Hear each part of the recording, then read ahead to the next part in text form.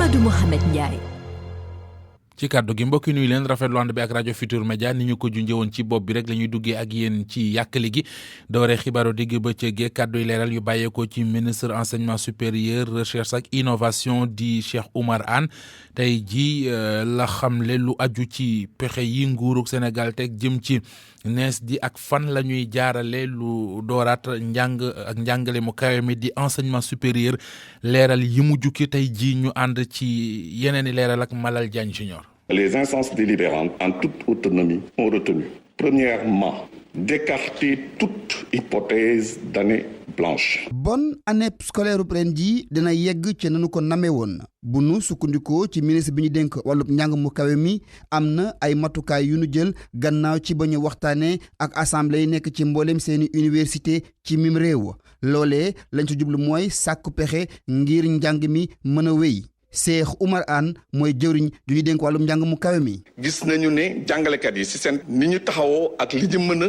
def ak flexibilité yi nga xam ne mën na am ci LMD mun nañu fexe ba même deuxième semestre dinañ ko jeexal ba pare mun nañu sukkandiku ci njàngale bi ñuy wax télé enseignement jumtuwaay yi ñu am tey dina ko permettre jàngalekat bi day jël li muy jàngale dugal ko ci benn plateforme bu nga xam ne étudiant bi fu mu nekk ci Sénégal bu amee connexion internet mun na ci dugg. mu yëkkati itam kàddu wax ci dikkaatub étudiants yi ci université yi ak itam tijjiwaat loolee di yooyee université jëwriñ ju ñu dénk wàllub njàng mu kawe mi ni mu ngaa déglu naataangoom ba ñu dénk wàllub wérgu yaram ndax ñooñee képp ñoo war a wax weex na mbaa ñuul na ngir ñu jëlub dogal. tey situation bi ni mu demee ci biir campus bi pédagogique bi ak campus social bi dina jafe lool ñu ubbi campus yi. looloo tax ñi nga xam ne ñooy instance académique yi mooy loi 94/79 moo leen jox ne ñoom ñoo am ndogal ci xool naka lay njànge mi demee ci université yi président ne leen nañu taxaw ñu xool naka la ñuy fexe ba année blanche bu mu am. gannaaw génnub ministre bi ñu dénk wàllub njàng mu kawe mi tey jii ci ministère de la santé lañ ca mën a tënk nag mooy étudiant yi nekk ci réew mi dañoo war di connecté ngir di topp ak a jàng ci xam-xam xarala yu yees yi ngir noppi def seen ay l'examen fin d'année ci waxtu waka kilifa yi di dogal. te dara bañ leen ci bett. Malal Diagne Junior noo ne ko ministre enseignement supérieur daal di junje SAES ga ci diwaanu Ziguinchor gis ne taxawaay la bopp xel mën na koo nangu ña ci ñaari semaine rek yoo xamante ne def nañu ci cours ñu daal di kon réaliser loolu yu ni mel Ndiémé Sow mi nga xamante ne ji mooy coordonnatrice locale bu syndicat autonome de l'enseignement supérieur jàpp ne daal fawit ñu taxawal benn plan boo xamante ne ji des koy gën a lijjanti ci fi nga xamante ne ji moo di université Assane Seck ñu teewlu kàdduy Ndiémé Sow ci micro Lamine Ba. problème yooyu nag bokk na ci infrastructure yi nga xamante ni boobaak léegi mënul fexe ba yegg. bokk na ci tamit suñu budget bi ba léegi nii ñi ngi fin mai voté guñ ko bokk na ci yu yeneen ak yeneen chapiteaux yi tout ça donc même bu ñu ne woon aujourd'hui université accepté nañu étudiants yeeg enseignants yëpp accepté nañu pour reprendre enseignement yi amuñu fu ñu dugg jàng donc moo tax ma ne nañu toog waxtaane yooyu parce que problème yi daal problème yi bëri na y a les infrastructures y a le vote du budget y a beaucoup de choses yoo xamante ni vraiment les recrutements d'enseignants chercheurs yi nga xamante ni yeggagul étudiants yu bëri yi nga xamante ni pour am nañu sax problème fu ñu leen dugal même bu ñu leen bëggoon jàngal salle de classe yu ñu leen dugal jàngal leen day metti mais yooyu yëpp man jàpp naa ni bés bu ñu toogee waxtaan dinañu trouver ay solution parce que ñun ñëpp ay sénégalais lañu ñun ñëpp ay citoyens lañu te luy soxal réew mi rek moo ñu tax a jóg. Université Assane Seck ba ca Ziguinchor bu ñu defee taxaw seetlu jëmit ci maanaam daal prudence bi nga xam ne ministre enseignement supérieur amee na ko ci ngir ñu mën a dooraat njàng ma foofee nañ ko defee ci yeneen i université la tax mënee su ko cee boole jamono ji bokk na ci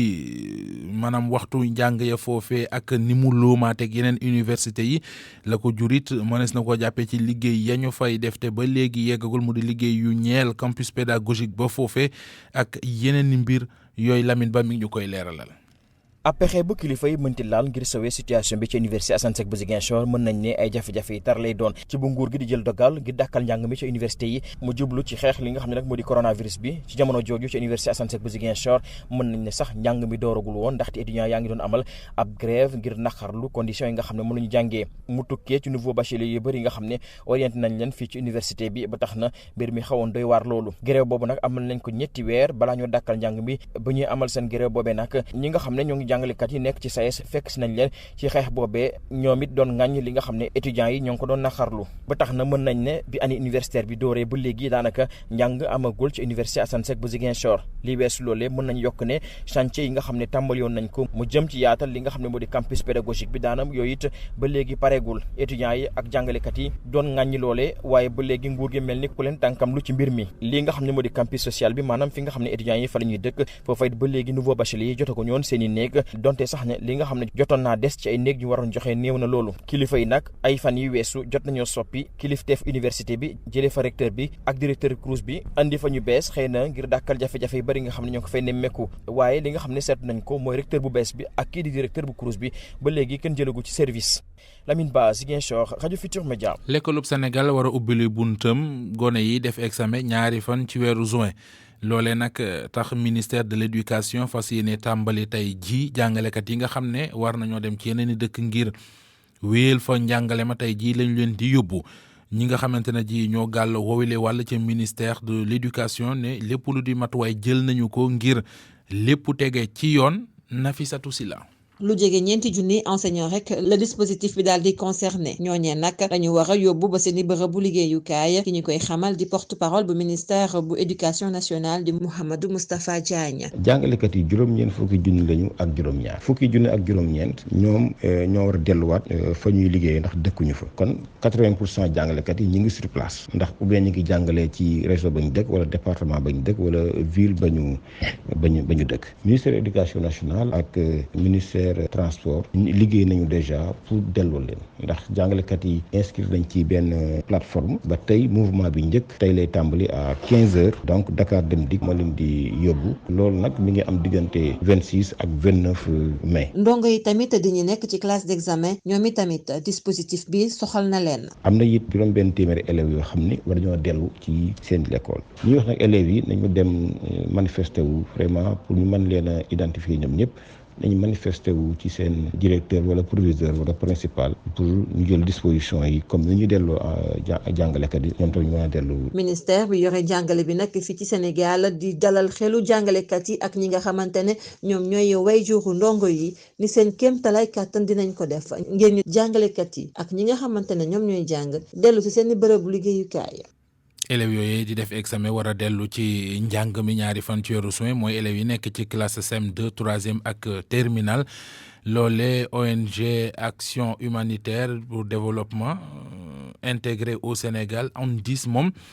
daal soobu ca noonee parce que gis na ne benn ca mooy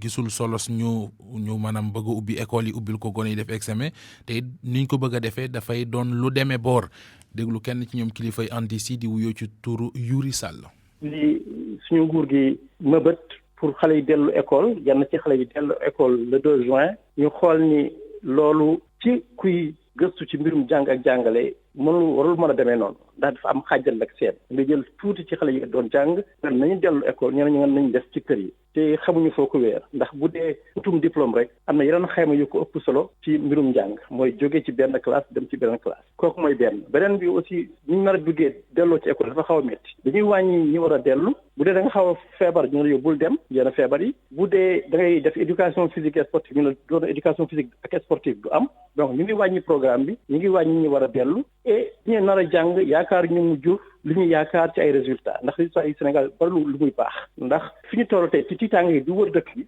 ndax ba léegi mbas mi ngi tiital nit ñi te ku xelam dalul nga nekk ci tiitaange mënoo tal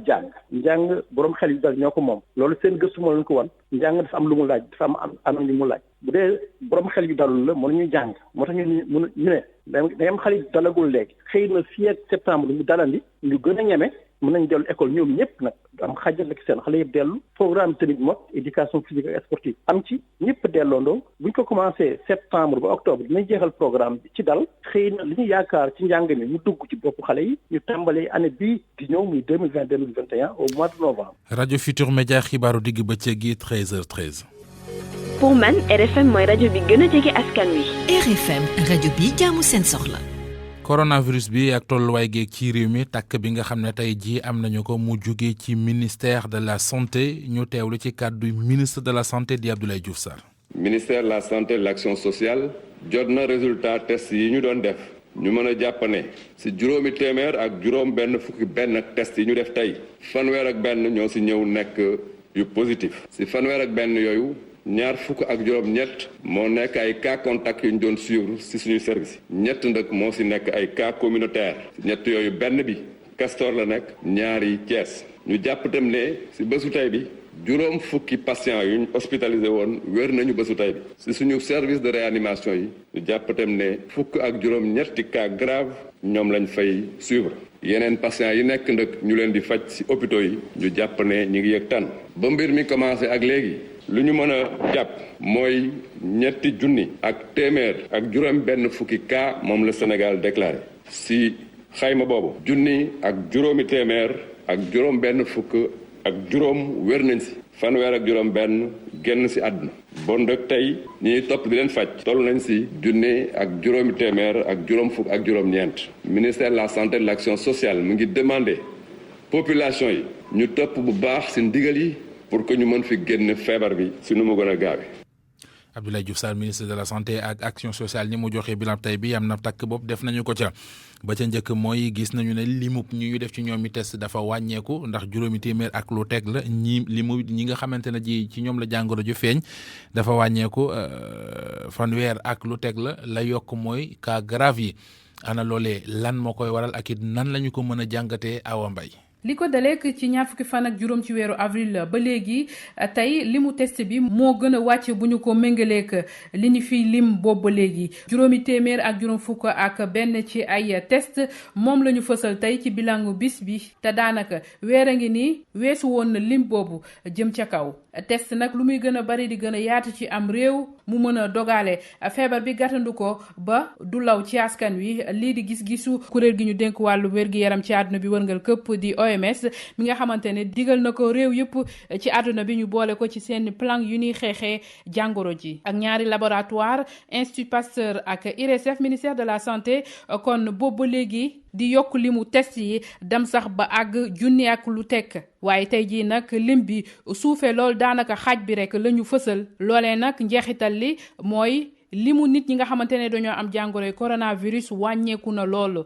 tey bokkul ak yeneen bis yi ndax fanweeri nit ak benn képp la ñu wax ne ñoo am feebaru coronavirus boo ko xoolee nag ci courbe bi nga xamante ne mooy mandargaal law jàngoro bi saa su ne ci Sénégal ba ñu dépassé fanweeri cas ñaar fukki fan la ak ñeent ci weeru avril ba léegi ci bis boobu la lim bi jugee woon fanweer ak juróom-ñaar dali ci juróom-benn fukk ak juróom-benn boobaak léegi jafe na natt feebar bi ba tax jumtuwaay bi koy mandargaal di wëndeeloo ko baaje ba sax faf ñépp seen xel di teey xamatuñu ba xam li ëpp ci feebar bi weesu nañu ko wala dañu koo dëgmal. diwaanu Ziguinchor am na beneen cas communautaire bu fa feeñ benn waay la bon genn góor la gu toll ci juróom-ñaar fukki at ak ñett maanaam 73 ans ma nga dëkk ca quartier Bukot ba ñu ko gisee ca la ñu ko jël yóbbu ko ca centre traitement ba ca diwaanu Ziguinchor coowal ni waa kinin li wulleeti sabab li moo di keroog samedi kuréel gi jaboote lépp lu jëm ci wér ci àdduna bi mu di organisation mondiale de la santé moo jël dogal ci ne nañu dakkalandeegum ni waa kinin gi ñuy boole ci fajum coronavirus la tax ak it gannaaw jàngat boo xamante ne ji bàyyeekoo na fële ci Angleterre loole bokk na ci fu ñu sukkandikoo laaj bi di fii ci Sénégal ni waa kinin gekk ñu bari ñooñ gis nañu ne paj lu am solo la ci pajum corona bi ndax Sénégal dafay def li organisation mondiale de la santé santaane am ndax day continuer ci li mu nekkoon Mohamed Ali Mouba def na cib gëstu. buñ sukkandiku ci docteur Alius nekk directeur de cabinet ministère de la santé et de l'action sociale traitement à base d'hydroxychloroquine bi ñuy jël ci Sénégal duñuy jékki-jékki rek doq comme ni ko OMS bëggee lépp ci discussion lay yaar te scientifique Sénégal ñoom ñooy jël décision boobule. ñoom dinañu évaluer te je crois que ñun à notre niveau ministère de la santé ministre bi defe naa wax na ko ñun dañ leen jox la confiance totale pour que lépp luñ ci xalaat rek ñu mën ko adopter te loolu dinañ ko def dans un cadre ñoom au niveau scientifique mais de manière beaucoup plus générale à travers le comité national de gestion des épidémies. Professeur Bamba Kane nekk physiologiste fële ci université Cheikh Anta Diop de Dakar ci faculté de médecine feelu docteur Aliou Diouf mu jàpp ni Sénégal dafa war a def lépp ngir ñeneen bañ ko influencer ci traitement chloroquine bi ndaxte mi ngi indi résultat bu baax a baax ci Sénégal. liñ ci amagum ci lu faatu benn nit sax bari na waaye liñ ci amagum ci lu faatu mu tolloogum ci fanweer ak juróom wala yu toll noonu ma jàpp nag ni Sénégal dinañu am fulla gu toll ni li Mbote doon dundee ba doon kuy ñu continuer ko dundee bañ a dugg ci yeneen influence. nu manta mel OMS nee na nañ dàqal bépp traitement boo xamante ni daanaka ci wàllu hydroxychloroquine lañ koy def loolu nag mi ngi amee gannaaw bi OMS liiree benn étude médical boo xamante ni The Lancet moo ko def étude boobu nag wone na ni chloroquine bi daanaka amul benn njëriñ ci coronavirus bi du ko faj surtout ça day gaañ malade bi professeur Didier Raoult mi jote kon génne protocole boobu mu jàpp ni daanaka waxu naka sa kanam la jàpp na ni hydroxychloroquine bi léegi mi ngi faj patient yi mu am. lu aju ci coow lool jolli na fan yi jëm ci lu xaw a laale ci mbiri coronavirus beeg doxalin wi bu weesoo loola it laaj bi di ndax njiitu réew mi Macky Sall ak ñi fare ci kujje politique gi àndandoo ak moom doon ko xeexle lii di coronavirus bi ndax ànd ba kon naru fee yam am nañu seen xam-xam màcc jëm ci wàllu politique ak na muy doxee amuñu ci sikki sàkk gis nañu it ne ñenn ci opposants yi dem nañu ba daal mënatuñoo toog di seetaan ñi fare ci nguur gi di doxal ni mu leen neexee ñoom ñu toog rek faste seeni loxo moo tax faaw dañuy defas lëf taxaw seetlu Binta Matassi Diallo.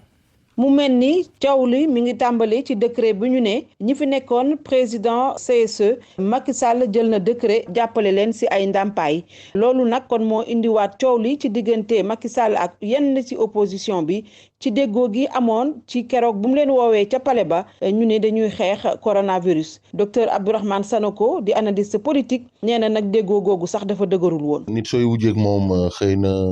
surtout ci wàllu politique dafa mel ni mbir mi dañ koy xaw a raayal wala seddal rek même boo ci tegee sa tànk aussi li baax ba léegi mi ngi ci suuf loolu moo tax xëy na surtout nag ci politique gis nañ ni depuis boobu ki nga xam ne nii moom la ñuy wujjeel mooy doxal parce que Covid bi jox na ko aussi benn certaine prééminence ci scène politique bi mooy dem mooy dig mais am na fu ñu ko doon xaar. Babacar Dione journaliste analyste politique noonu la gisee nee na nag sax déggoo googu mi ngi tàmbali woon a nësax ci mbiru Mansour Faye ak dund gi ñu doon séddale askan wi. président Macky Sall dafa ne woon day def comité de pilotage maanaam pour le séddale 1000 milliards yi ni ñu koy gérer dafay am comité boo xamee ni ñoom sax daanaka sax ñooy xool ni ñu koy séddale saytu waaye nag dañoo gis ni gorom même bu fekkee moo yore ministère bi nga xam ni moo waroon a séddale daal di commencé séddale ñu commencé joxe xaalis bi te comité amul après bi coow li bëree sax lay doog a def comité de contrôle jox ko général François Ndiaye loolu indi na problème nit ñëpp daan ne waaw mais président Macky Sall de day mel ni ñun cër bi ñu ko jox moom joxuñu ko loolu am na. mu mel ni keroog bi leader Pastef les patriotes génnee di Ousmane Sonko naka noonu président ACT génn di Abdoul Mbaye ak président République des valeurs ci la déggoo gi tàmbale woon na sax mu mel ni kon lu ñuy wax rek ku say wujj di sëlëm doo set. ci woowile wàll décret boobu def nañ ko jëm ci ne ku mas a jiite conseil économique social ak environnemental dañu la def président honoraire kuréel googe waa Front Frapp France Dégage ñoom ànduñu ci. li koy firndeel moo di tey ji xëy nañu dem kalaame ji yëf yi ca kanamu procureur de la république jébbal nañu ko bataaxal boo xam ne dañ ciy wane seenu ñàkk ànd ci lu ni mel ñu teewlu kàddu yi Ben Taleb Sow bokk ci Frapp France Dégage ci téléphone Alaaji Njogu Jën. benn bi ñu ngi ko jébbal procureur de la république benn bi ñu ngi ko jébbal madame Aminata Touré bi ñu jébbal procureur de la république nag dañ ciy wax procureur lu leer ne ko ñun kat dañoo gis ne ay membre cellule communication bu président de la République dañoo génne démenti ci démentir benn décret boo xam ne mu ngi circulé ci net bi depuis le mois d'avril te li ci lu gën a doy waar mooy décret boobu kat nekk na loo xam ne dëgg la donc ñun nag dañoo jàpp ne cellule communication bu président dañu forcé war ma république bi dañuy décrédibiliser suñu institution yi parce que kat mënoo ñëw loo xam ne président moo ko signé nga ñëw nga ne si ñëw ko gis ngir nëbb seen njaaxum ak seen yaafu si yi ñuy def ñun nag danañ procureur de la république ñun kat comme que yow moom ñëwoo def sa liggéey ñun dinañ si dolli 7 infractions yoo xam ne war nga ko mën a toppee ñoo ngi noonu nga xam ne ñoom ñooy cellule communication présidence muy diffusion de fausses nouvelles usurpation de titres et de fonctions faux en écriture publique faux commis dans certains documents administratifs contrefaçon des réseaux sociaux de l'État trahison contre les institutions et trouble à l'ordre public président de la république nekkul moom moo war a accordé honoraria boobu noonu mais honoraria boobu noonu ki ko war a accordé moo président sax ma ko war a accordé wante nag proposition bi bureau CSE bi moom moo ko war a def te bureau CSE bi ñu fi visa yi ñu gis yëpp amul fenn fu ñu bind ne bureau CSE bi joxe na asile moom moo wax ñu def Aminata Tall président honoraire amul fenn foo xam ne ñu ngi koy gis turam loolu daal day woneen rek noppi bi Mimi Touré ak ñi mu àndal def noppi boobu nag lenn lay firndeel ci mbir mi mooy tey mbir moomu noonu nga xam ne moom mooy CSE amul benn njëriñ askan wi. Pape Gorgui Ndong ki fi newoon jamono ministre de la jeunesse def nañu ko président conseil d'administration bu Sen'Eau dogal bi sànq lañu ko jëmmal ci réunion boo xam ne conseil d'administration bu Sen'Eau doon na ko amal. lu jëm ci visite technique yi ngir oto yi ñu ajandi woon ko fukki fan ci weeru avril ba léegi dañu ko aj ndax coronavirus bi ak it ni mu yàqee lu bari ci ay yëngu-yëngu fii ci réew mi dogal boobee nag borom wata yi nga xam ne seen visite technique dafa jeex ñu waroon a dem daanaka fi mu ne waxatuñ ci dara ndax am na fu mu leen noppale ñamu noppalul te bëgguñu mu sori moo di jaaykat yi wata yi ak lu mu ci mën di am direction des transports xamle nañu ne daañu delluwaat léegi ubbiwaat centre ba ngir nit ñi dem di yóbbu seen wata yi defi visite soxna Naata Mbaye ni ki ay service yu bëri direction des transports terrestres dafa ajandi bépp activité lu ci mel ni contrôle technique ak mutation oto yi waaye liy neex mooy dinañ dooraat liggéey bi ci ay fan yu néew Cheikh Oumar Gueye moom mooy directeur des transports routiers. ñu ngi liggéey ak ministre bi ci benn plan de reprise xam naa du yàggati lool sax ñu reprendre activités yi dootul demee comme na ma daan demee c'est sûr que ay procédures yu bees mooy taxaw te ci loolu daañu def benn donc plan de communication ak en tout cas point de presse fii ak njeexaltalu semaine bi ñuy dugg. dina am ay tegtal yu bees ñu def méngale ko ak li ñuy dund ci wàllum wér-gu-yaram jamono jeeg mbas mi borom woto yi yoroon ay documents te nu expiré dinañu mën a régulariser. képp ku fay ñëw rendez-vous ngay am su jaree ñu def ñu personnel yi par ay équipe su ko defee ñu mën a satisfaire donc à la demande waaye daal pëccëxoo du fa mën a am ku amul rendez-vous mënoo fa ñëw te maîtrise nañu ñaata la ñu mën a jël par bés ak par waxtu. loolu tax na ba lépp taxaw ci jaaykatu oto yi ñoom xam nañu sax ni am na benn dérogation bu ministère des transports terrestres génn ngir oto yi mën a daw naam seen visite technique dafa jeex wala jotu ñoo muté waaye du client yépp a ko xam Xaadim Mbàkke moom daanaka tëj na parkingam ba nekk fële ca cité Kër Góor gi. moo ne ginnaaw bi sax am na benn communiqué bu génn buy wax ne oto yi bu dee venant la mooy yi nga xam ne amagul plaque nit mën na koo jënd di ko dawal bu fekkee am na assurance te kenn du ko ci tegi daan ci wax ne ko CMC bi daa jeex ak yooyu ngir ne tolluwaayu jamono bi ko waral ak dakkal gi ñu dakkal mutation yi waaye loolu nag information boobu du ñëpp ko xam bu dee ñi daan jënd oto ba tey nga xam ne dañ koy importer muy ñëw ña nga xamante ni ñi ngi koy jënd di ko indi ba tey loolu moom bëreetul moom ndax ñi ko daan def mooy ñi nga xamante ni dañuy jaay oto mën a jëndi oto boo jaayul doo mën a jëndi. am na it yeneen këyit yu ñu war a am ngir oto mën a daw te loolu mi ngi dépendre ci yeneen service foofu tam dañ koo aj loolu la ñu Pape Alé wax moom it dafay jaay oto. dafa am benn papier bu tudd attestation DIC mooy wane ne oto bi sàcc ñu ko Europe papier boobu dafay rassurer client bi léegi ñun papier boobu mënatuñ koo am parce que DIC dañoo arrêté defar papier boobu par rapport aussi ak service des mines bi nga xam ne dañoo arrêté booy jaay client bi oto boo xam ni carte grise Sénégal la am ñu ci bari dañuy vérifier service des mines tey jii nii clients yi mënuñu am potentialité pour vérifier oto yi donc tamit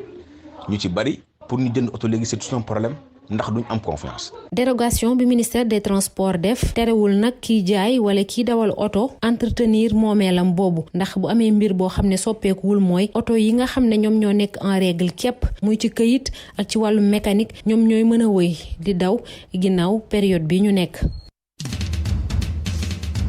RFM bitim réew. dellu dalalaat Youssouf Bodian. Youssouf maa ngi lay nuyu. di la fay Mohamed Ndiaye. ñu doore ko gànnaar ñaar fukki cas coronavirus ak juróom ci diiru 24 heures. ñaar fukki ak ñett ay cas communautaire la ñu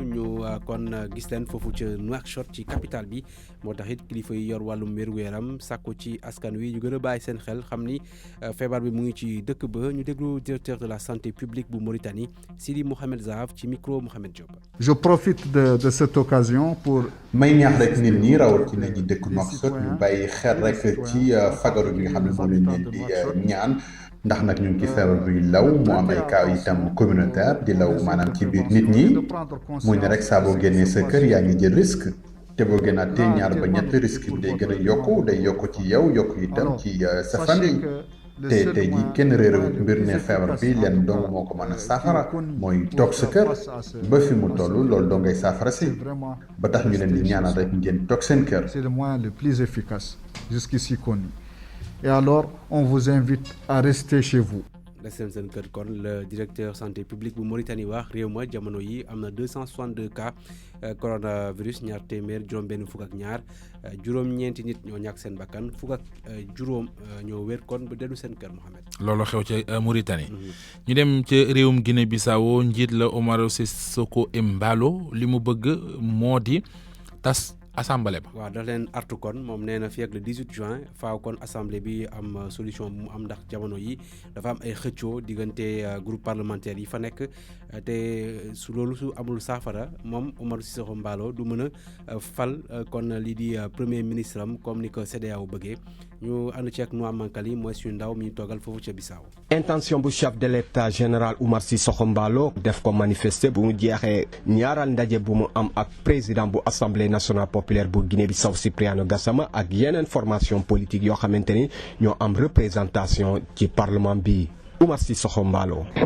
première décision bi may jël mooy dissoudre parlement bi te dañoo war a def lépp ngir institution yi doxaat mu waree ñu dialoguer loolu mooy lu gën ci Guinée Bissau ñaan naa nag kii di président bi mu assumer responsabilité am responsabilité bi nag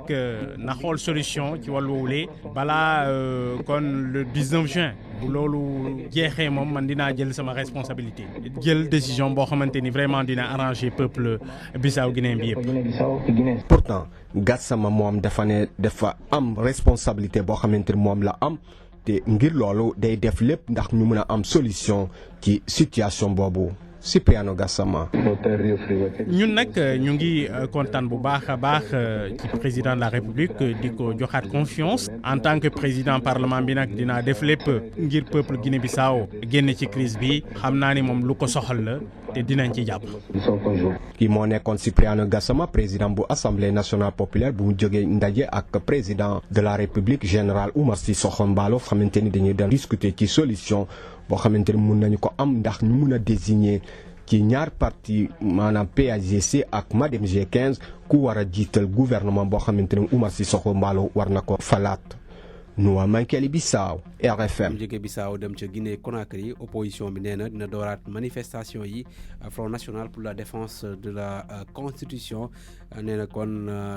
dafa bëroon ndax lii di crise sanitaire bi fa am waaye léegi dinañ dooraat yëf yi ngir kon sàkku ci gouvernement bi ñu daal di libérer seeni militants ñu ànd ci ak Binta Diallo. FNDC waxoon na ko nee na bu koor gi jeexee bu soobee yàlla dinañ dollowaat mbuum sa mboy ga yegg si nañ ca kon ndax koor gi jeex na. Front national bu aar wàllu constitution sa Guinée ñu jëlee xibaar bi ci RFI nee na mi ngi waajal génnaat ci mbeddu Guinée ya Cellou Dalein Diallo bi nga xam ne moo jiite opposition bi ca Guinée ak ñu mu àndal ca front ba nee na ñu crise sanitaire ba am ci réew ma du dara lu dul bëgg fexe daal jël ko comme instrument politique teg ko ci kaw opposant yi nga xam ne bëgguñu Alpha Condé ki nekk président ca Guinée jamono yi amaat fa 3e mandat nee na kon sax feebar bi mënuñu ca dara boobu ba léegi FNDC ci geneen wàll ga mi ngi woo nguur gi ci urgence sanitaire bi nga xam ne boobu ba léegi moom la ñuy wax fekk nag ñu daal di jël 200 ci seen i membre di leen kidnappé di leen yóbbu ci kaso ya ca réew ma ministère yi yor wàllu sécurité ak administration territoire ca réew ma ñoom nag ministère yi yor wàllu sécurité ak administration territoire ku ci ne génne nga communiqué di artu ñu ñuy woowee ñi nga xam ne bëgguñu jàmm ñu leen di waxee éternel fauteur de trouble gouvernement bi itam ba tey nee na objectif opposant yi du dara lu dul créer ay manifestation jaamarloo ak takk der ya ngir tilimal deru Guinée. Binta Diallo ñu des ca Guinée moomule tey ñuy delloo njukkal Mori Kanté sànq lañ ko denc moom maître de la Kora boobule ca cimetière bu Kippé nekk ca banlieue bu Conakry moom Mori Kanté kon Guinée yëpp génn delloo ko njukkal moom yi nga xamante ne kon dafa faatu ginnaaw feebar bu yàgg bu ko tëxaloon Mohamed. yal na ko yàlla yërëm te xeeñu. amiin yaa rabbi. Burundi Pierre Nkurunziza mi nga doon félicité ka nga xam ne moom la doon xëccool yëf yi te mu jege ko lool mu di dauphin. waaw moom da ko jébbal lengey rek ndax moom bokkuloon ci élection bi moom Pierre Nkurunziza moom kon Évariste Ndayishimiye mi nga xamante ne kon moom moo ci parti am la bokk moo ko wuutu démb moom la ñu wax ni moom moo gagné lii di élection bi kii di Pierre Nkurunziza wax ci Twitter ni loolu day gën a dëgër rek ni ñu gën a bëri ci ñoom Burundi ñoom la ñu àndal te kon valeurs yi ak projets yi nga xamante ni ñoom la ñuy bëgg a doxal ñu gars yi ànd nañ ci moom Pierre Nkurunziza kon kaddu yooyu la yëkkati ñu fàttali ni kon ci élection boobulee ginnaaw bi nga xamante ne candidat pouvoir bi moom lañ jàpp ni moo gagné opposition bi am lu toll ci 20% di parti principal bi CNL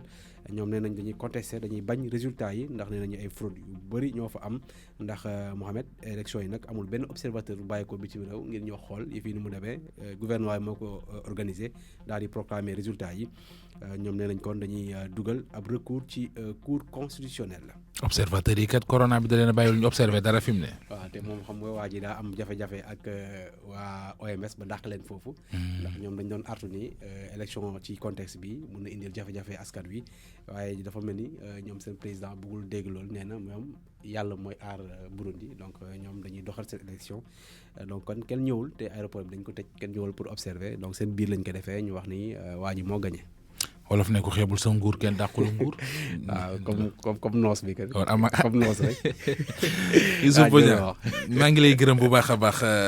jërëjëf ci xibaar bi ci réew yooyu nga ñu doon yàkkalil ànd ak Anna Rocha Lital Lopez Faye ci Coro News. Organisation mondiale de la santé jël na dogal ajandi ci diir bu amagul app essai clinique yi nga xamante ne mu ngi ko doon def ci li jëm ci wàllu hydroxychloroquine mu di dogal boo xamante ne mu ngi tukkee gannaaw bi ñu siwalee app gëstu muy wone ni garab boobule amul benn njëriñ wala sax dina andi yeneen gàllankoor ci patient yi nga xamante ne moom lañ leen di jox ngir faj coronavirus gile mel na ni France nag ànd na ak dogalu OMS boobule ndax agence française bi ñu dénk lépp lu jëm ci wàllu saytu garab yi dafa xamle ni ki tey jii moom itam dafa bëgg a ajandi essai clinique yooyule jamono yooyu nag mbas baa ngi wëy teg si di faat ay nit lu ëpp 300 nit ñoom ñoo ñàkk seeni bakken lu ëpp juróomi million amee jàngoro ji ci lu tollook téeméer ak juróom-ñeent fukk ak juróom-benn réew bu ñu sukkandikoo ci bilan bu mujj bi nga xamante ne agence France Presse daal dina ko def niki démb ci guddi États-Unis ba fu ñu toll ni ci àdduna bi yëpp moo ëppale ay nit ñi faatu ndax jàngoro ji léegi ñu jege téeméeri junni nit topp si Angleterre Italie France ak Espagne moo ne day lu ci ëpp ci réew yi nekk ci Europe ñoom dañoo fas yéene wëyal seen déconfinement maanaam bàyyi nit ñi ñu dem ak dikk fu ci mel ni Italie talaata ji dafa fas yéene ubbi waat cité antique bu Pompéi yi nga xamante ne mooy ñaareeli site touristique bi ñuy gën a visiter foofee ca Italie Angleterre nga xamante ne mooy ñaareel bi réew fi jàngoro ji gën a faat day xaar fi lekk juróom-benn fan ngir mu tàmbalee déconfinement bi ci continent africain bi nag ba démb altine Afrique du Sud Égypte Algérie ak Nigéria ñooy ñeenti réew yi nga xamante ne fa la mbas mi gën a law ak lu tollook ñetti junni ak ñetti téeméer ak juróom fukk ak juróom-ñeenti nit ñi faatu ndax coronavirus OMS xam na ni Afrique ba tey mbir mi jéggiwul dayoo nuñ ko nemmeeku ci yeneen diwaan ci àdduna bi loolee waral la sax nu ko yenn réew yi ca Europe di defee am na yenn réew ci Afrique yoo xamante ne ñoom itam tàmbali nañ woyofal dogal yu ñu jëloon ngir maîtriser mbas mi fu ci mel ni Côte d'Ivoire ak Afrique du Sud ca Ghana nag mi nga xamante ne ñu ngi fay nemmeeku lu tollook juróom-benn junni ak juróom-ñetti téeméer ak juróom-ñetti nit yi amee jàngoro ji lu tollook fanweer ak ñaar ci ñoom daal di ci ñàkk seen bakken tàmbali nañ ay waxtaan ngir xool ndax ñoom itam dinañ tàmbali woyofal seen restriction yi bu ñu demee Île Maurice nag am na yeneen ñaari cas yu bees yu ñu fa gis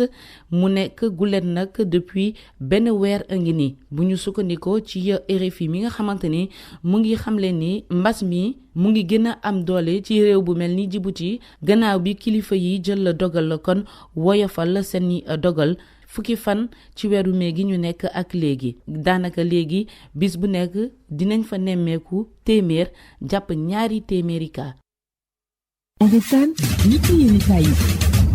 Savon de Marseille Alphé seen gamme Opalia seen kénkéeri AAD Abdou Alima Diop ñoo leen di may li ci yéenekaay yi. Mamadou Mohamed Ndiaye. jërë ngeen jëf woor ci corona woori ci confinement loolee moo am exactement ci kooru ren gi le témoigne ne li koy firndeel moo di ci jumaa yi jot a julli korité daanaka xutba yëpp ca foofee la jëmoon mu di ca Touba di ca Léona Niassène ba ci président de la république Macky Sall kàddu yi déwéniteeg baalu àq yi mu yëkkati bésub korité ci coronavirus bi la ko jëmee lam wax moom président national mi ngi ci xët mu njëkk Soleil national Macky Sall di sàkku ci nit ñi ñu gën a yokk foogu geeg faagu gee te fi ñu ko jàpp ñu bañ ko bàyyi ndax nee na am na yaakaar ci ne suñu ko dakkalul balay tabaski gi lépp dina dellu mel na meloon ba ñëpp nekkat ci seen jàmm l'observateur nañu ca Touba it xalifa général des mourides di Serigne Mountakha Mbacké Bassirou xam la ne coronavirus bi càkkutéefu sunu borom la li ko sunu borom sant ca loolee rekk ca la nekk Serigne bi ne dëgg la jamono mitti na feebar bi diis na waaye loolee waru ñoo fab bi benn yoon ba ñuy fàtte mbaa di sàggane li war ab jullit bu weesoo loolee journal Le Quotidien xëy na bind moom it ne korite ren gi xutba yu bëri ci corona bi la ñu ko jëmee lu jëm ci coronavirus bi ba tey Le Quotidien mi ngi ñuy xamal ci xëtam mu njëkk ne ni waa clinique gi ñu doon boole ci paj mi coowa nga ca ne waa organisation mondiale de la santé ñoo ne nañu ko dakkale ndégum ndax li ñu ci wax amu ci docteur Raoul mi fi njëkkandi coowal ni waa kineen ci ne baax na ci coronavirus bi ne ci journal bi moom gëmul loolee jàpp na ne ni waa kineen bi mi ngi sowee bakkan l'observateur nañu donte am na gëstu bu ñu defee ci Angleterre buy wane ne ku yebu tey ci ni waa kineen gi taxul ba léegi fii ci Sénégal comité national d'éthique pour la recherche en santé wax ci dara te juróom-ñaari fan ci weeru avril gi weesu ñoo joxe woon digal ne mënees naa jëfandikoo ni waa kineen bi ci pajum corona gi Vox Populi nañu ci jamono joojee coronavirus bi mi ngi mel ni fitt gu mbër sànni ci réew mi ci ñetti fan corona bi rey na ci Sénégal ñetti nit léegi ñe coronavirus bi jël seen bakkan bi mu duggee ci Sénégal ak léegi mi ngi toll ci fanweeri doomi aadama ak juróom-benn l'observateur ne ko boolee ko ki teg nit ñi fitna ju ñu xamul fan la ñu jëm ak moom ne coronavirus bi moo fi indi état d'urgence bi tax na yuuxu ngi jibe fu ñu ko foogigul waa kaw gi jommi la ñu def jamono ji ndaxuk jaaxle ñii liggéey di fa yokk weer ñu naan leen ay salarié ñoom it kenn gënu leen a jaaxle l'homme des affaires yi daan dimbale waate sax journal bi nañu ñu bari ci ñoom ab sag la ñu dese nañoo gën a tonk ñëpp source wa nañu moom li ko jaaxal moo di ci jamono ji ñu naan fanweeri doomi aadama ak juróom-benn faatu nañu ci réew mi ndax coronavirus bi ak naan corona bi weesu na léegi ñetti junniy kaa ci Sénégal pouvoir bi opposition bi amuñu menn xalaat mu dul di defante ka dàgg sante ne ku nekk ci robinet mbedd Samba Sugum Gay yi ci réew mi di citoyen lambda yi état d'urgence bi tax na ñoom ñëpp lot ñu ne ko fi ñukk di ñu bëgg a fatt ak coowal décret lu jëm ci def ma Samba wala ma Demba président honoraire bu conseil économique social ak environnemental source wa nañu mu di coow lu amul benn njariñ te nag li muy ñàkk-ñàkk njariñ moo ëpp njariñ ci réew mi conseil économique social ak environnemental CRD di congrès renaissance démocratique gi nga xam ne ña ca nekk dañuy doon saale rek waaye mësuñoo sincère ci gunge gouvernement bi ci xeex gi muy xeex coronavirus bi yéenekaay bi ne nañu bi li amee am siiwee la ñu ko def ba mu jaral leen jëli avocat ngir ñu dem sàkku ju leen ñu annuler décret bi source waa nañu li raglu ci mbir yi moo di bu mëñ suur fay defutu tappale ci mbiri marché denrée alimentaire bi ba yàq consensus national gi amoon ci xeex coronavirus bi Macky Sall ci boppam mooy jëlug fetal joxi noonam taxaw ne fetal leen ma la yéenekaay nañu décret bi mu mujjee def jëm ci ne képp ku mas a jiite conseil économique social ak environnemental danañu la def président honoraire décret boobee bari na coow la woon ca Sénélec ba léegi jeexagul ubbi Les Échos Mouhamadou Makhtar Cissé ba mu jiite Sénélec bay dem laata muy def passation de service ba diggam ak Pape Demba Bitèye yéenekaay bi nee nañu ca la faye waa Akilee 2 milliards 700 millions te ba mu koy def xamoon na la mu doon def ne li ko waroon mu di li mu tàmbale woon mu yeggale ko soog a dem loolee lépp defu ca dara leneen la fa sumbaat bàyyi fa ne ñaar fukki fan ak ñeent ci weeru avril signé na fa benn sec Les Échos nañu te liy wane ne mbir yi luusa nga ca moo di Akilee ba mu déposé facture am fast track la ñu ko defal ci 72 heures ci la ñu ko jox xaalisam te fournisseur bu masaana déposé facture am lu mu bon dina xaar ñaari weer ngir mën a jot xaalisam Les Échos bind ne Makhtar Cissé ca Sénégal cas la du cas importé du cas communautaire waaye cas particulier la cas beneen bu journal Les Échos xëy di kaawoo mooy cas bu soxna si di Momy Kébé diggam ak Abdoulaye Sylla yéenekaay bi nañu moom Momy Kébé tribunalu commerce daan na ko ngir mu war a fay Abdoulaye Sylla Ecotra 250 millions ñaari téeméeri millions ak juróom fukk ak yeneen fukki millions yoo xam ne dommage ak intérêt la lépp di ñaari téeméeri millions ak juróom benn fukk yu doomi Njuga Kébé ji war a jox l'homme des affaires bii di Abdoulaye Sylla. Fallou Diop mi taal baayam Cheikh Diop ba mu jaara ca faatu journal yu bari ñu xëyandool xëye nañu ko. Vox Populi nañu moom Fallou Diop essence la sotti baay bi taal ko génn kër ga dem yoonam ca noota guy jomaa ga ca kees fa la mbiree xewe. Libération nañu moom Fallou Diop bi ko takk der yi jëlee yóbbu ko téye ko cib garde à vue wax na leen li tax mu taal baayam ak it ni mu ko taalee. Nee na benn bool la jël def ca essence taal ko fekk baay bi fi mu toog di seetaan télé mu xëpp ko li tax mu doxalee noonu moo di nee na baayam dafa yàgg sonal ndayam dóor na ko bu nuppi génne ko kër ga. Fallou Diop ne bés bu muy taal baayam booba dafa fekkoon baay ji ñu may ko soxna su bees ba mu waroon a sëy si. Savon de Marseille Alphé seen gamme Opalia seen kénkéeri AAD Abdou Alima Diop ñoo leen doon may li ci yéenekaay yi. xibaar yi gis-gis.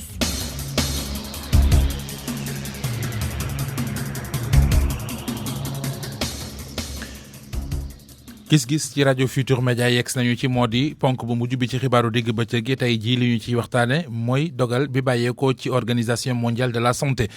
santaane kon ñu dindee ndéegum ni waa kinin gi ci pajum coronavirus gi loolee ban gis-gis ngeen ci amee moom la ñuy waxtaane ci gis-gis ñoo ngi ci jokko bi ak docteur Oumar Konaté secrétaire général adjoint bu association des propriétaires de cliniques du Sénégal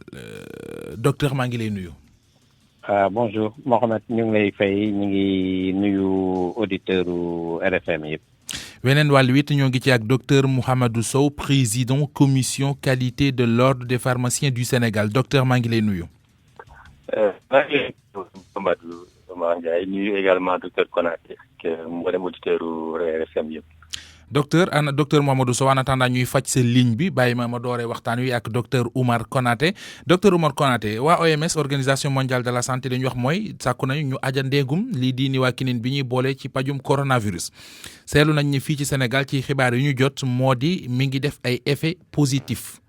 laaj bi di ndax dañoo war a topp ñoom li ñu wax wala dañ ko war a def li wolof naan bala nga ne wàcc leen ko ne wàcc leen ma maanaam xool li ñu arrangé ñu dëkk ca. waaw jërëjëf monsieur Ndiaye Mohamed waaw maa ngi nuyu seen auditeurs yi di nuyu sama nattaango boobu docteur Sow ku xarañ donc si problème si affaire pharmacie yi donc c'est un invité qui est très valable. Donc di nuyu donc seen auditeurs yi donc par rapport ak question bi nga posé c'est une question bu am solo la dans la mesure où débat la affaire bi débat scientifique. ñun dañu am suñu ay scientifique ñeneen tamit am suñu seen ay scientifique ñun dafa am nu ñuy gisee ñeneen ñi tamit dafa am nu ñuy gisee. Professeur Seydi donc def na ay études donc par rapport à ça et li mu jot a génne mettre na traitement plus de 2000 personnes te dañu gis ne que ne mortalité bi yeggul sax 0,1%, c'est-à-dire une trentaine de personnes donc ñun ñoo décédé par rapport donc ak ñi nga xam ne dañ leen jël en charge yëpp depuis le début. Si beneen wàll loolu si wàll au niveau du Sénégal donc moom par rapport donc ak études yi mu def dafa gis ne que ne ce serait bien que ñu continuer di def association bi hydrochloroquine bi ak azithromycine parce que nee na gis na njëriñ bi te prouvé na que am na njëriñ. Si beneen wàll bi au niveau mondial ki nga xam ne moom mooy professeur Raoul tamit am na lu mu génne loo xam ne tamit lu leer la ce sont des preuves scientifiques c'est-à-dire ay lu toll ni 130,000 PCR def nañ ko te moom li mu gis ci ay nit sax xaw na jéggi dayoo 50,000 personnes mu defal leen 130,000 PCR te moom tamit ci côté mortalité bi c'était aux environs de 0,1%. Je pense que loolu dal na xel par rapport donc ak utilisation hydrochloroquine bi ak azithromycine bi. Donc waaw léegi ma ñëwaat ci question bi. mooy maanaam waa OMS seen càkkutéef mooy ñu ajandeeguñ ko. ba ñu koy doxal gis na ne mi ngi jur ay résultats yu baax. léegi nag wax ji di ndax dañ ko war a aj comme ñoom li ñuy wax comme ñoo jiite maanaam ñoo yilif ñëpp ci wàllu wér-gu-yaram ci àdduna bi am ndax ginnaaw ñi ngi ciy faj ay nit ñuy wér di jaaree foofa dañoo war a continuer paj mi. ci sa gis-gis. ci sama gis-gis dañ ko war a continuer. dañ ko war a continuer parce que suñ ko continuer foofu nañuy gis le plus grand nombre dañuy gis un plus grand nombre donc de patients te plus ñuy gis ay malades plus ñuy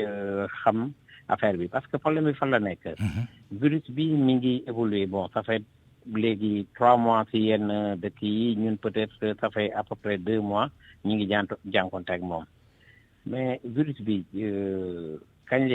lay dem c'est dans 1 mois dans 1 an dans 10 ans loolu kenn xamu ci dara donc dafa nekk loo xam ne mi ngi nekk di évoluer di changer di def ay mutation ak yu dem donc balaa ñuy xam affaire bi dëggantaan njaay peut-être que c'est dans 1 an c'est dans 2 ans c'est dans 5 ans loolu yàlla rek moom moo xam donc par rapport à ce que virus bi donc mi ngi dem mi ngi law mi ngi changer te gis nañu que ne garab yi ñi ngi def ay effets te ñi ngi def ay effets yoo xam ne c'est positif à mon avis je pense que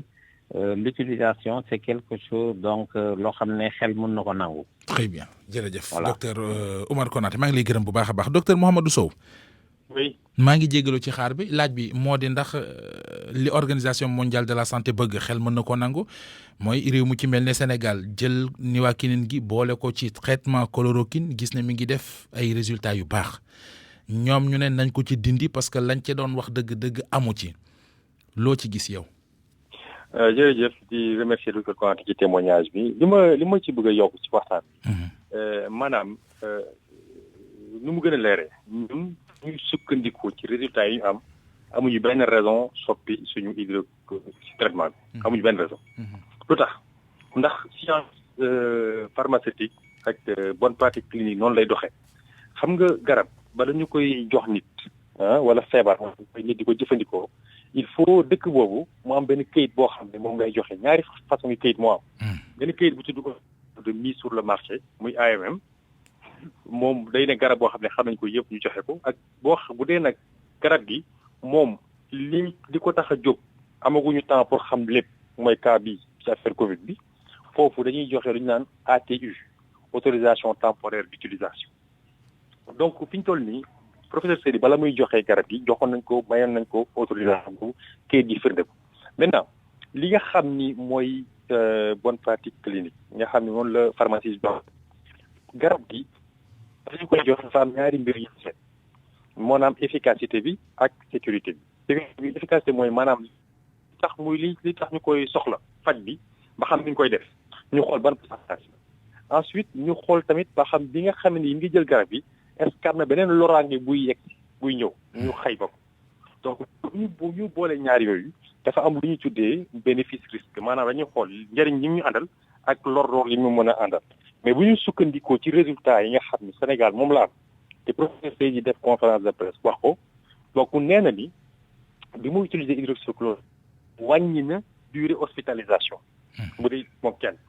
sax ci doole bu nekk azithromycine gën na ko wàññi dina dem ba juróom-ñeenti fan te rax ci dolli bu dee teel lañ la ko jox mun na am sax fukki fan yi hospitalisation ko lekk nga xam ne loolu yóbbu yëpp boo ko boolee lu mu lay jox mooy maanaam ñun suñu dëkk bi nga xam ne dañoo am ay problème mu lal fi ñu toll nii xam nga ñu jox ay extra hospitalière donc te amuñu beneen pexe bu dul boobu gën a wóor te ci yokk maanaam ci affaire risque bi maanaam ñu ne effet secondaire moom yi nga xam ne moom la gis yooyu am na ñoo xam ne sax continué nañu seen traitement te egg bu wér te li nga xam ni moom laa bëgg ñu xam moo di gis nga garab boo ko jëlee bu amee benn lu bees mu naan effet indésirable dañu war a xool ba xam garab gi moo waral effet bi ñu constaté tubaab moom lay tuddee imputabilité wala lien de causalité te lien de causalité bu ñu ko établirul mënoo wax ni garab gi la bu ñu demee nag ba sukkandiku léegi garab gi moom moo andi lien de causalité bi dafa am beneen jéego bu ñu def moom la ñu tuddee évitabilité maanaam nan lañ koy moytoo ba xam dañ koy jox beneen garab boo xam ne maanaam ci ponk bi nga njëkk a junj pour rek mu leer ci sama classe gi nga xam ne seen xam-xam ci wàllu santé demeewul noonu mooy maanaam boo naanee garab am ay picc na nga lijjanti ndax saabu ba ngay sangoo moo jox picc am ndax garab ga nga naan moo la ko jox. voilà bi noonu. très bien loolu voilà. foog ñu lijjanti loolu. loolu nag bu dee wér na ñu xool nag léegi ni ñu koy soppee xam nga par exemple bu dee picc saabu boobu ñu ne kon léegi saabu bi dañ ko bàyyi ñu jël par exemple benn poudre bu ngay génnee picc bi xam nga ko yaa ngi jël sa garab. waaye tamit bu dee yokk nañ ci poudre boo xam ne dina tax doo am picc yow li nga bëggoon da nga koy am di nga am der bu baax. donc bu dee mun nañuy faj ak hydroxychloroquine ba nga xam ni ñoom ñu yàgg hôpital dinañu wér ba pare rax ci dolli duñu am ay cas grave te bu dee cas grave tamit dina taxe ba nga xam ni tamit dina tax kooku du génn àdduna xam nga kon loolu boo ko boolee da lay may ni ñun suñu indicateurs yi fi nga yu toll nii ñu ngi ci 36 tubaab yi ñu ngi ci xaw ma ñaata lañ toll ku ñun te science preuve lay doxee preuve maanaam mooy firnde donc ñun firnde yi ñu am amul benn raison bu ñu am pour soppi doxalin maintenant bu dee continuer nañ ko ba nga xam ni léegi preuve yi ñu am soppeeku na su boobaa dañ koy xalaataat ndax à chaque fois loolu mooy doxalin bi da ngay def rapport maanaam lim la andil ci njëriñ. ak lim la andil ci loraange. très bien mais fu ñu bëggoon nga génn ñu fa docteur moo di ndax maanaam médicalement parlant bien sûr garab mën naa jikki jigéen kële maanaam tey chloroquine bi ni waa kinin bi di dox fii Afrique et Sénégal particulièrement dem Europe mënu fa def effet yooyu. lu mën a nekk la. te def sax lay nekk tax gis nga garab. dafa am lu ñuy wax susceptibilité individuelle même ci ñun suñu biir nit ku ñuul ñi mun na am wuute ci man ma jël benn garab mu jig ma mu jël yow doo ko jël loolu la jig. donc loolu bu ñuy def garab boo tax ñuy jël lañu naan échantillon la ñuy jël nit ñu bëree bëri ba pare di leen di def ay ci biir nit ñi. ñu def leen ay groupe yoo xam ne ñi dañoo niroo lii ñi niroo lale ba nga xam ne dañu mën a gis. ndax boo xoolee biir garab xam nga lu ñuy def notice. ndax bu ñuy jàngat balaa garab gi di génn dañ koy def ci ay nit mais nit ñooñu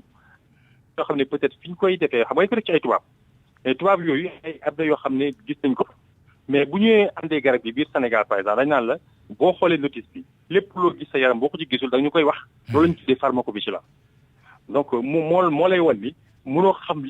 lépp benn yoon. mais à chaque fois. loolu dafa moo tax li am solo. muy ñun pharmacien ñu koy wax sénégalais yi saa yoo jëlee garab bi ci loo xam ne nekkul ci notice bi mu nekk ci yow da nga war a delluwaat ci pharmacien bi wax ko wala médecin bi moom dina ko jotliwaat waa direction pharmacie ñoom ñu joxewul autorisation bi ñu wax ko ci defar garab yi ñu xool ba xam li ñu gis ak la mu ba xam mu xaaroon na ko ba xam am na lien bi bu amul lien bi mu ne amu ko bu ko amee mu xool nu mu koy wattandiko. jërëjëf loolu baax na ci leeral maa ngi lay gërëm bu baax a baax docteur Mouhamadou Sow fàttali na yow yaa jiite commission qualité de l'ordre des pharmaciens du Sénégal gërëmit docteur Oumar Konaté muy ubbi woon waxtaan wi secrétaire général adjoint bu association des propriétaires de cliniques du Sénégal gërëm leen ci ànd bi ak rajo Futur Média. mu ne woon gis-gis ne woon xibaaru digg bëccëg gi ne woon Mamadou Mohamed Ndiaye ci kàddu gi ne woon Abdoulaye Diop